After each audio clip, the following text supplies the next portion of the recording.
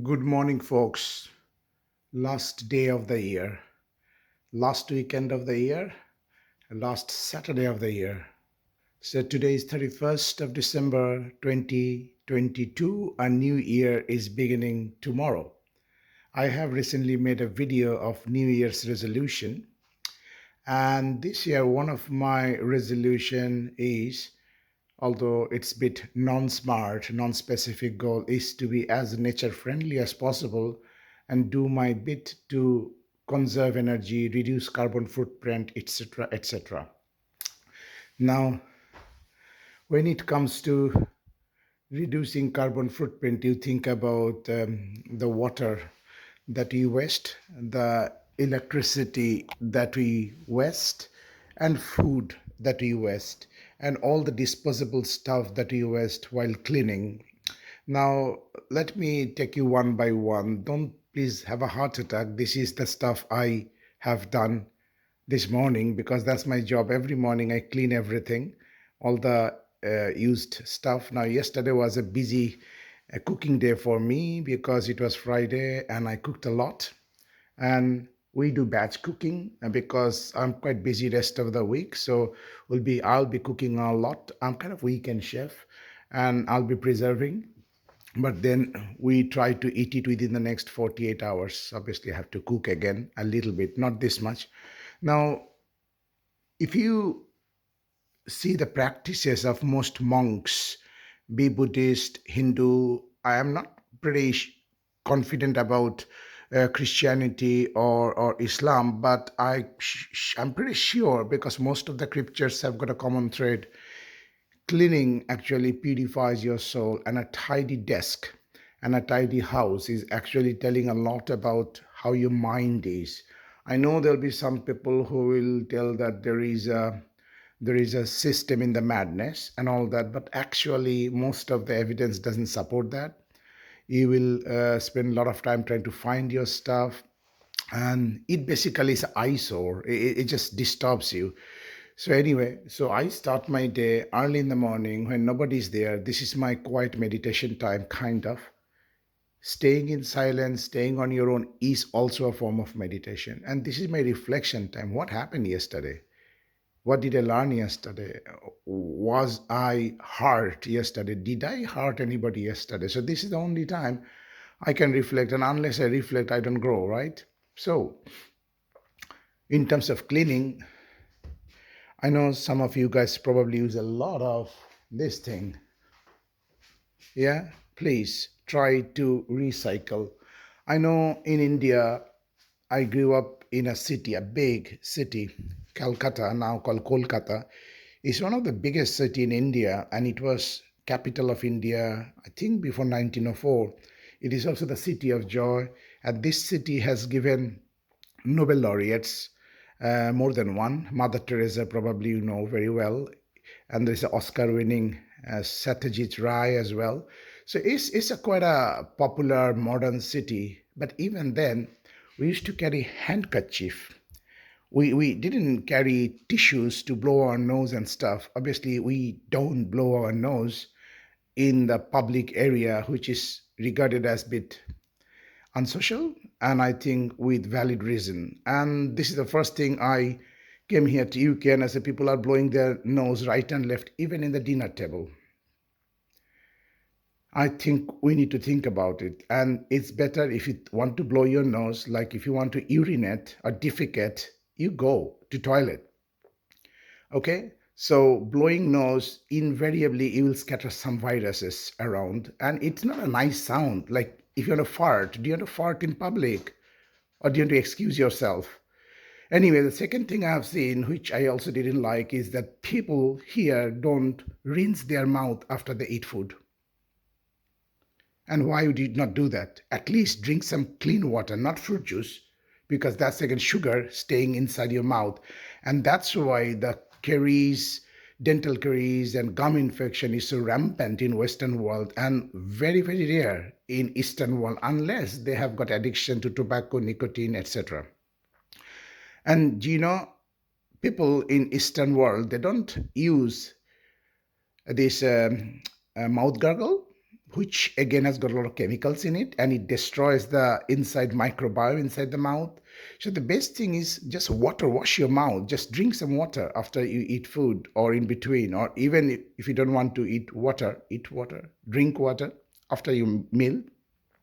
Just gargle. Take a mouthful, gargle. Gargle 3 times, get rid of all the small food particles that will rot and ferment and promote growth of unhealthy bacteria and dental decay. Saliva has got vitamin K2. One of the richest sources of vitamin K2 is saliva. You might not know about vitamin K2. It's one of the new vitamins to come. It is very important for growth of the dentin, the thing in the bone which is under the enamel, the white enamel of the teeth. If your dentin is not strong, your enamel will have the after effect.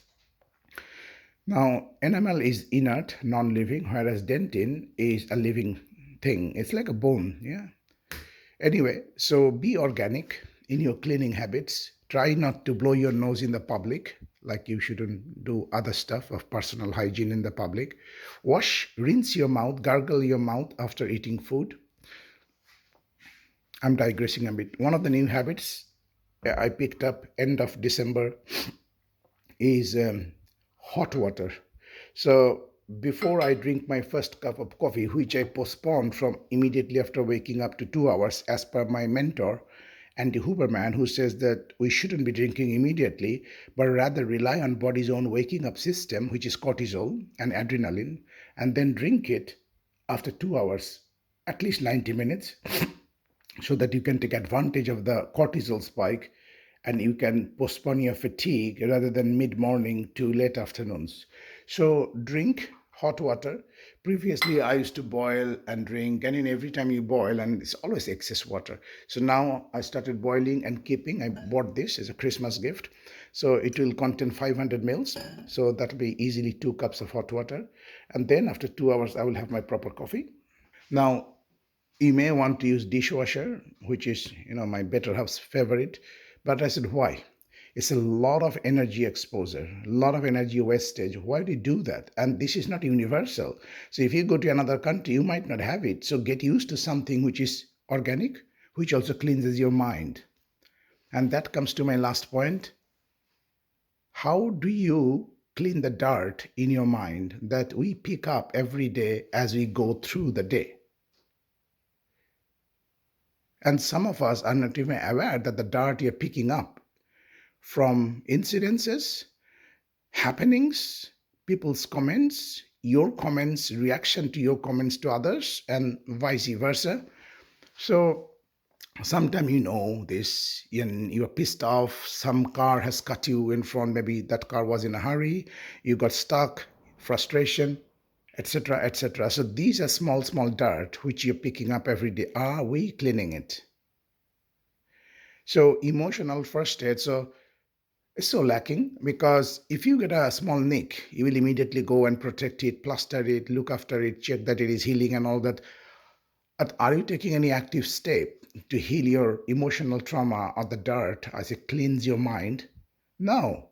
So in the new year 2023, if you're talking about emotional fitness, you need to clean the dirt, because most of the emotional unfitness comes from badly managing the dirt, and the dirt will grow up to make you change into a different person, angry, withdrawn, no trust in others, unhelpful, negative, and all that stuff. So as a new habit, at least spend some time in silence and think about it. And you can do an electric journal, which I do. Sometimes I do paper journal, then I photograph it, scan it into an electric journal, which is OneNote, which is free. If you have got a Microsoft account or Outlook account, you can create OneNote. It's very easy. So you can talk into it. Sometimes I'm too tired, I just talk into my journal before I go to bed. And if I forget, first thing in the morning, sometime I will just use some of the pictures I've taken yesterday to remind me about the day. Sometime I literally write, sometime I even scribble with a pen on the electronic journal. If I don't have access to my phone, I always keep a pen and a small notepad, which is again recycled papers, as organic as possible. And then I snap it on my phone camera, and it is saved. I can access that from anywhere in the world in any device. So some podcasters even call it the ant journal, automatic negative thought journal. But I just call it journal because you cannot just record your negative thoughts or negative phenomena or incidences. You need to do positives as well. So something must have happened yesterday. You were still alive. You didn't die yesterday. You didn't fracture your bone. All your family members are reasonably intact. You had a good lunch, good dinner. You watched a movie. Yesterday we watched Top Guns with my kids and dog coffee. So, and then you think about what happened this year, good stuff, bad stuff. So you have to be balanced. It's not about positive toxicity that everything is positive, nothing is bad. No, there's something definitely happening bad. But interestingly, the bad is small unless you magnify it out of proportion. So keep a journal, call it your emotional first aid journal, document everything as if there's a friend lying there, somebody who will soothe you. The moment you ventilate something, and some stuff are very confidential, you don't want to ventilate to the world, ventilate in your journal, write something. And the beauty of this type of journaling is you can actually password lock it. So that particular section of your note, because I keep note of everything, drugs, new investigation, cooking recipe, lyrics of a song. So there are separate section in my notebook, which is all digital, called OneNote, ONE, OneNote. And the section I want to protect, I can put a lock in. So my journal is under locked area, and so is my passwords, my hospital passwords, my personal passwords of all these Outlook and these and that, and also the PIN numbers of the bank is all there. I know you're not supposed to put your PIN number, but you have to hack my main account, and there are 3 layers of security I have put into that. So the only password I will remember probably is the keywords, because if the phone is lost, or if I cannot remember my OneNote account, then everything is gone. Although there are layers of security, even if you forget, then how to retrieve.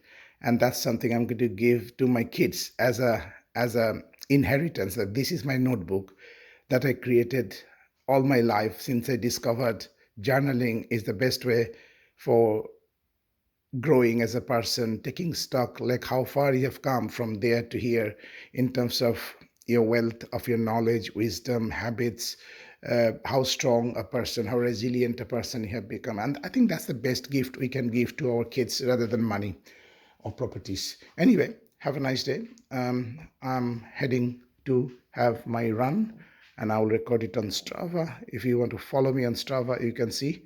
Last year I ran 436 kilometers in the whole year, I think.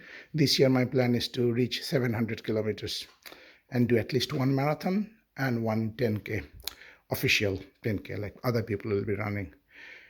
Enjoy your last day of the year and make some resolutions. Write it on your notebook. Take care.